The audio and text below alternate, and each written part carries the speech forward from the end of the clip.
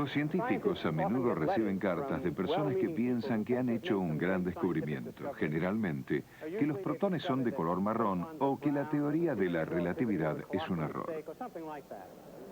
Frecuentemente intentamos contestar esas cartas amablemente, diciendo que en realidad ellos tratan de averiguar qué sería en realidad un gran descubrimiento científico.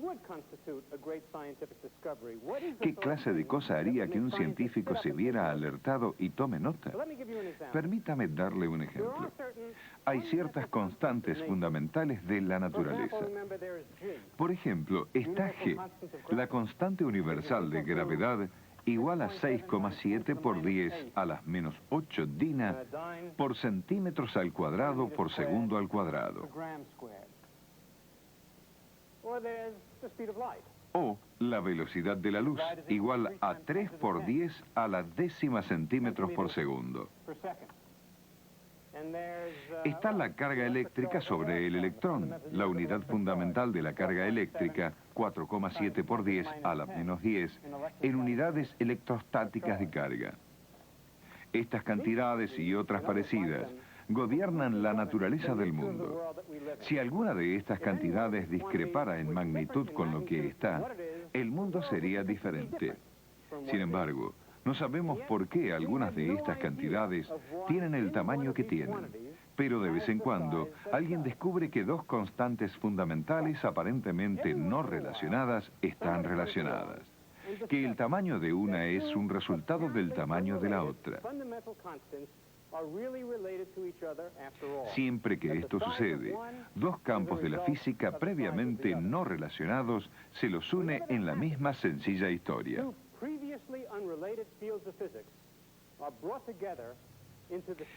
Este siempre es un gran descubrimiento. No todos los descubrimientos son iguales. Es de un descubrimiento de este tipo que hoy me gustaría contarles. Solo unos pocos tienen la visión de Kepler o Faraday.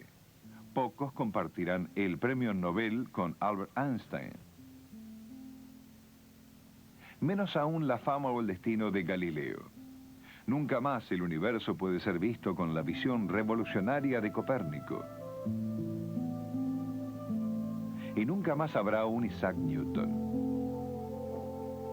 Pero si la vida y obra de cada destacado físico fuera exhibida en una sala grande de física, la exhibición pronto revelaría que todos ellos tienen algo en común.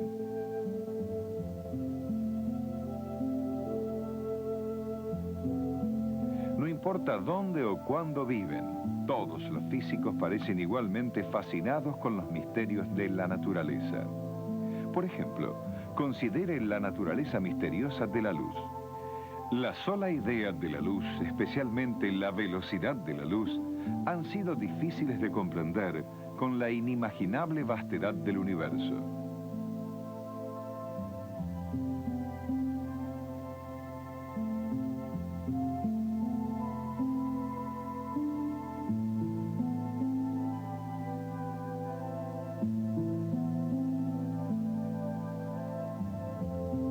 En términos cósmicos, el Sol, una estrella bastante común, está relativamente cerca.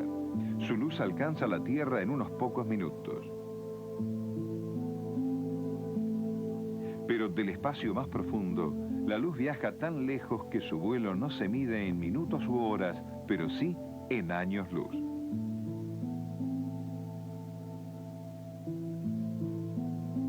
Desde la Tierra, la estrella más cercana más allá del Sol está a unos 4 años luz.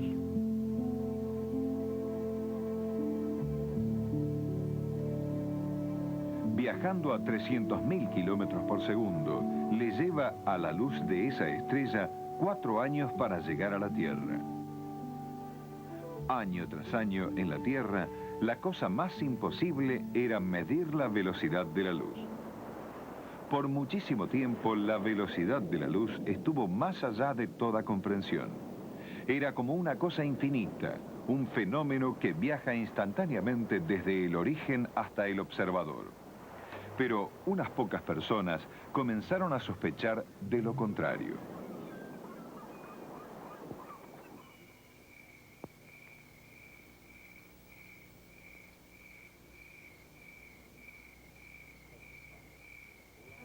En 1675, Olaus Rømer, un astrónomo dinamarqués, observó una aparente demora en los eclipses y los satélites de Júpiter y utilizó esto para estimar la velocidad de la luz.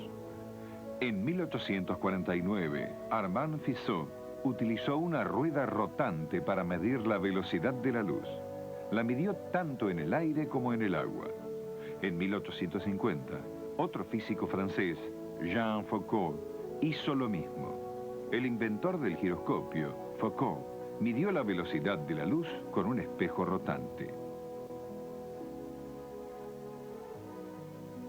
Estos experimentos eran avanzados para la época.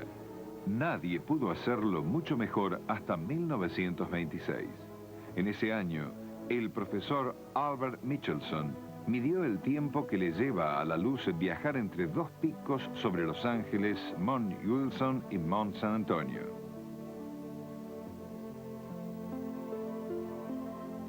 Estos dos picos de montañas están a 30 kilómetros de distancia. Le llevaría casi 0,0001 segundo a la luz viajar entre los dos picos.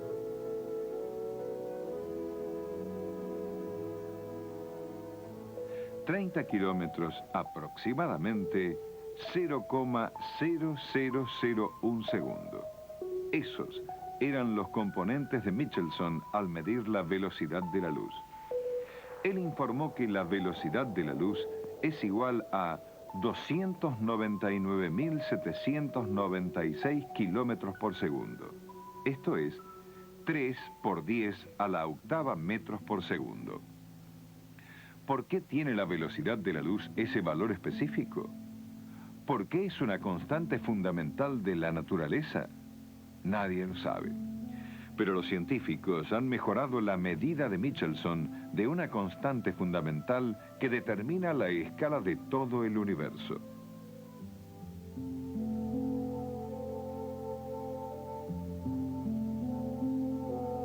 La velocidad de la luz es una de estas constantes fundamentales. La constante en la ley de gravedad de Newton es otra. Newton podría haberse pavoneado toda la vida como el más grande científico inglés.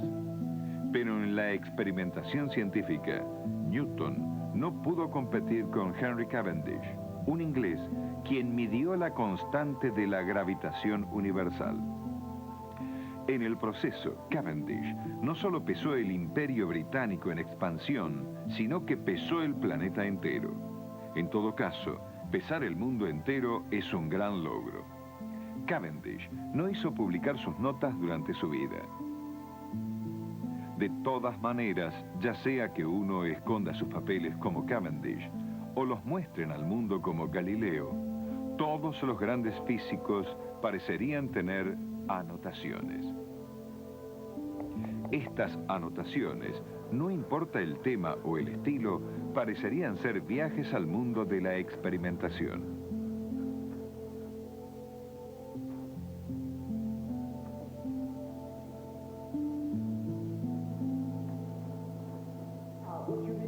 A veces, el laboratorio de un físico puede parecer tedioso, y a veces lo es. Sin embargo, es aquí donde la física del universo toca regularmente.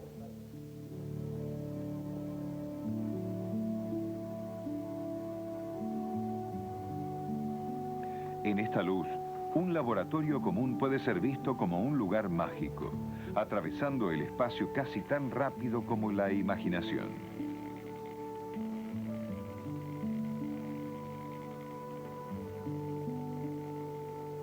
¿Hay algo más mágico que la luz? ¿Más poderoso que la fuerza de la electricidad? ¿Más penetrante que la fuerza de gravedad? Electricidad y gravedad. Cuando los científicos comprenden estas dos fuerzas, se acercan a la escala y estructura del universo.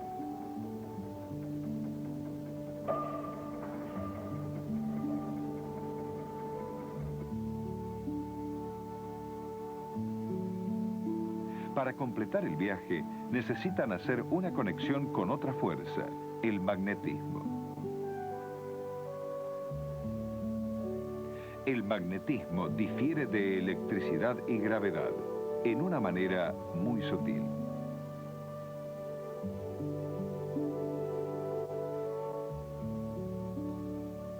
Gravedad. Una fuerza actuando entre masas siempre atrae. Electricidad.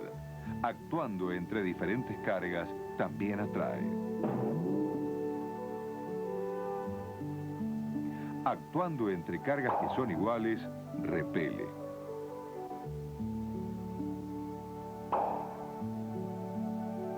Magnetismo. Actuando entre polos magnéticos diferentes, también atrae.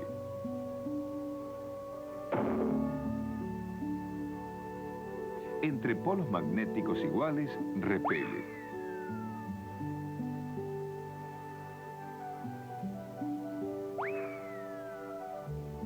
La diferencia sutil entre magnetismo y otras fuerzas es que la atracción magnética nunca viene sola.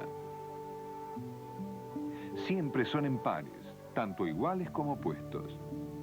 A pesar de sus diferencias, gravedad y electricidad obedecen a leyes de fuerzas similares y también el magnetismo. Electricidad y magnetismo. El descubrimiento de la conexión entre electricidad y magnetismo fue en 1820 por Hans Ørsted. La leyenda cuenta que Ørsted hizo su descubrimiento mientras estaba dando una clase y haciendo una demostración por casualidad. Algunas personas no creen que los descubrimientos científicos pueden ser hechos por casualidad. Y aquí la otra teoría. La teoría es que él hizo este descubrimiento a propósito, mientras daba clase para que nadie pensara que lo hizo por casualidad. De todos modos, quiero mostrarles lo que esa demostración podría haber sido. Coloqué el instrumento aquí, como el de Ørsted, para hacer la demostración. Y ahora, usemos nuestra imaginación. Es el año 1820. Estamos en Copenhague. Esta noche vamos a tener una cátedra magistral con demostración. Ustedes son la crema de la sociedad de Copenhague, vestidos en trajes largos y levita. Yo soy Hans Ørsted, un pensador brillante, pero un experimentador chambón e inexperto y muy corto de vista. Me doy cuenta que esto es algo irreal porque no soy corto de vista. Vamos a usar nuestra imaginación y hacerlo lo mejor posible. En 1800, Alessandro Volta había inventado la batería eléctrica o pila voltaica. Por primera vez, había una fuente de corriente eléctrica confiable. Ørsted sabía que las corrientes eléctricas hacían que cosas raras sucedieran. Por ejemplo, cambios químicos. Un cable llevando corriente eléctrica hacía que la electricidad se convirtiera en calor. Él estaba absolutamente seguro que esta corriente eléctrica también haría que se convirtiera en magnetismo. Él pasaría una corriente eléctrica a través de un cable eléctrico y alineaba el cable perpendicularmente a una aguja de brújula. Esta, cuando la corriente pasaba a través del cable, se convertiría en un magneto. Nosotros sabríamos eso porque la aguja del magneto estaría paralela al mismo. Me gustaría tener un ayudante. Por favor, ¿sería usted mi ayudante? Necesito que tire de la llave. Tírela hacia usted cuando le diga que lo haga. Cuando él tire la llave, una corriente eléctrica correrá a través de ese cable. Este cable se convertirá en un magneto. La aguja estará paralela al cable. El magneto está perpendicular a la aguja. Cuando gire dando una vuelta, verán la conexión entre electricidad y magnetismo. Cuando diga 3, tire la llave. 1, 2, 3. Absolutamente nada sucedió. Ørsted está desilusionado. Él retuerce su cable para tirar el magneto de esta manera. Pero nada sucede. El magneto no quiere moverse. Hace que su asistente abra la llave. Anuncia que su experimento es un fracaso. La audiencia comienza a salir del salón. Su asistente, que es muy inteligente, observa que la batería no está del todo muerta. Ahora bien, en esos días, usted no desperdiciaría un poco de carga eléctrica de la batería. Ørsted podía hacer un experimento más. Decidió hacer algo que no tenía sentido. Colocó su cable paralelo a la aguja del magneto. Esto no tenía sentido. La aguja ya está alineada. De cualquier manera, no se moverá. Decide darle un golpe más. Sostiene su cable paralelo a la aguja. Le dice a su asistente que tire la llave. 1, 2, 3. La aguja del magneto da una vuelta. Ørsted ha descubierto el magnetismo. Usted puede abrir la llave ahora. Gracias por su ayuda. Ørsted obtuvo un resultado sorprendente por la manera en que un campo magnético de una corriente eléctrica opera. Si este es un cable con corriente eléctrica, como el que realmente sucedió así, nadie sabe con seguridad lo que el auditorio vio. A través de los años hubo variados relatos sobre este incidente. Queda el hecho que el descubrimiento de Ørsted fue un toque de genialidad.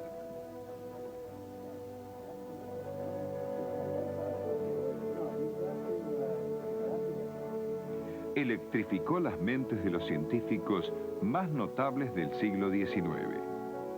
Esto fue un efecto que duró 50 años. Pero, ¿por qué? Una batería, una brújula, un cable. No fue su instrumento. Fue su concepto fundamental, tan poderoso que cuando finalmente fue comprendido, tuvo el poder de unir electricidad común a las luces más extraordinarias del universo, las estrellas.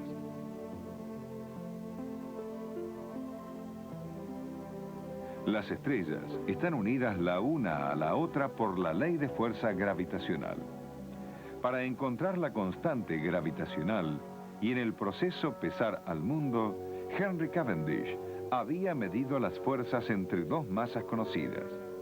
El resultado de esta medición es el valor de G en unidades que surgen directamente de la ecuación de la ley de fuerza. G igual 6,7 por 10 a la menos 11 newton por metro al cuadrado por kilogramo al cuadrado. Una medida similar puede ser utilizada para encontrar la constante eléctrica. Aquí, una máquina generadora electroestática se usa para poner cargas eléctricas positivas y negativas sobre dos planchas metálicas paralelas hasta que la fuerza que las atrae entre ellas supere a la gravedad.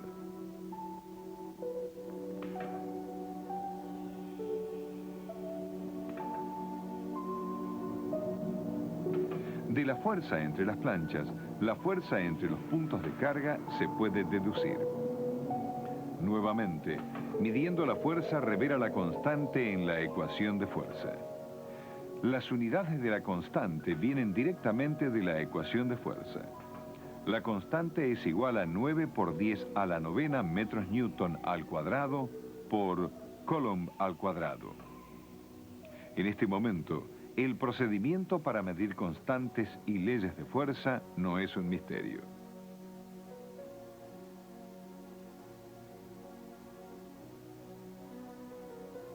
Otra fuerza, la fuerza del magnetismo, otra medida. Otra constante con unidades de la ley de fuerza. 3 leyes, 3 constantes. Y sin embargo, el gran descubrimiento de Ørsted es que magnetismo y electricidad no están separados.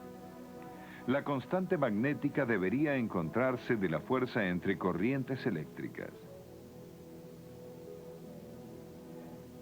Cuando la corriente eléctrica fluye a través de barras metálicas, La fuerza magnética entre ellas es suficiente para unirlas. No hay polos magnéticos aquí. La fuerza es proporcional a las dos corrientes, medida en amperes o coulombs por segundo y en el largo de las dos barras en metros. El resultado de medir la constante magnética es 1 por 10 a la menos 7 newton segundos al cuadrado por coulomb al cuadrado. La importancia de estas constantes fue comprendida por muchos científicos en el siglo XIX.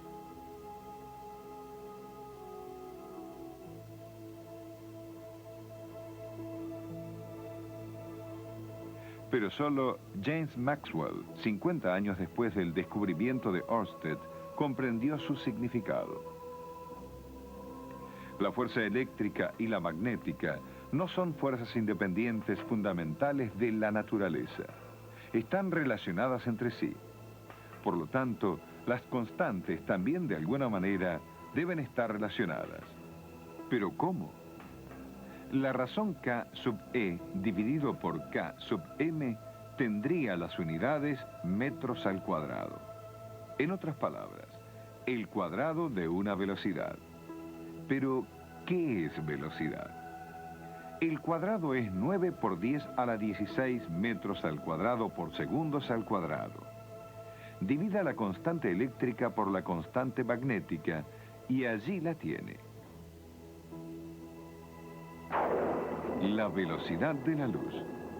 Maxwell comparó dos medidas que aparentemente nada tienen que ver con la luz, pero escondida dentro de las fuerzas de electricidad y magnetismo encontró la velocidad de la luz. Y este descubrimiento inspiró a Maxwell a desarrollar una teoría combinada que unificó los conceptos de electricidad, magnetismo y luz.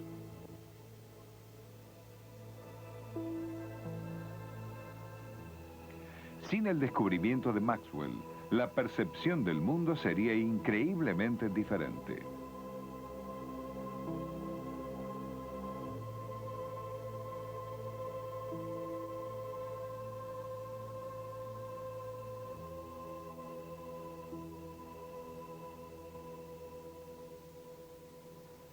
Escuché a un amigo mío muy distinguido dar una elocuente argumentación a favor de una pura investigación científica opuesta a una investigación aplicada, la cual tiene algún propósito. Dijo que el gran descubrimiento de James Maxwell llevó directa e inmediatamente a la invención de la radio, luego a la televisión y a toda la revolución en comunicaciones a larga distancia que hemos visto ocurrir. Todo esto sucedió no porque Maxwell estaba tratando de descubrir una mejor manera de comunicarse, sino porque estaba jugando con la naturaleza fundamental de la electricidad y del magnetismo. Si Maxwell hubiera querido descubrir algo acerca de cómo comunicarse mejor por larga distancia, hubiera experimentado con megáfonos gigantes y estaciones de difusión. Es un argumento ingenioso y correcto. Si miramos atrás en la historia, esta a veces tiene sorpresas para nosotros. La primera gran revolución mundial en comunicaciones de larga distancia ocurrió cuando Maxwell era joven. Él estaba intensamente interesado en comunicaciones de larga distancia. El telégrafo se inventó en 1838 por Samuel Morse. Por el año 1850, el mundo estaba embarcado en una gran aventura tecnológica, comparable a nuestro viaje a la Luna. Colocar un cable telegráfico a través del Océano Atlántico reduciría el tiempo de comunicación entre Nueva York y Londres de semanas a la fracción de un segundo. Enviaron un barco devanando un cable a través del Océano Atlántico. En el medio del océano, el cable se cortó. Todo había terminado. El joven James Maxwell celebró esta ocasión escribiendo un pequeño poema. El refrán dice: debajo del mar, debajo del mar. Él tenía una anotación algebraica. Escribió U para debajo del mar y 2 U para debajo del mar, debajo del mar. Debajo del mar, no me llegan señales pequeñas. Debajo del mar, algo seguramente ha ido mal. ¿Y cuál fue la causa? No trasluce, pero algo se rompió. O han estado tirando demasiado fuerte. Debajo del mar, Tantos científicos de millas de largo, ¿cómo pudieron alargar un material tan durable? Línea tensa, elástica y dura, en agua salada tan fuerte. Debajo del mar, Antes que pase mucho tiempo habrá muchos cables, pues alargarán un nuevo cable e intentarán otra vez, y arreglarán nuestros negocios de algodón y granos con una línea que nunca andará mal.